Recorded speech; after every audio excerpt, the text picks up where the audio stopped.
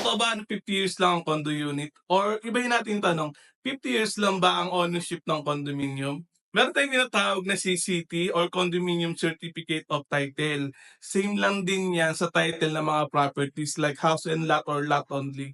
And ang Registry of Deeds ang nag issue ng document na yon.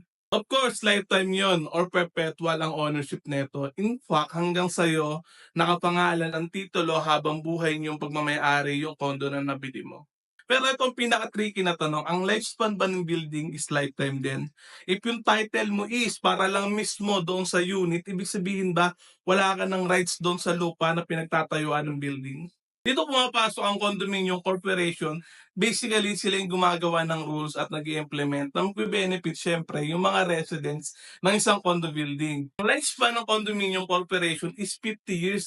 Pero hindi ibig sabihin after ng 50 years, expired na rin yung titulo ng condo unit mo. So ano mangyayari? After 50 years, magkakaroon ng botohan kung titirhan or bebenta. And let's say, napagkasunduan na titirhan pa rin since na-assess nyo naman ng mga kapwa mo residents there, na okay, taabot pa ng 100 years yung building. That answers na hindi totoo na 50 years lang ang condo unit.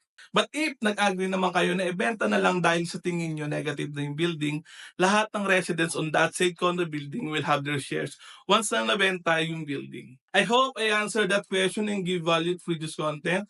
This is Anthony, your British Savvy. Follow me.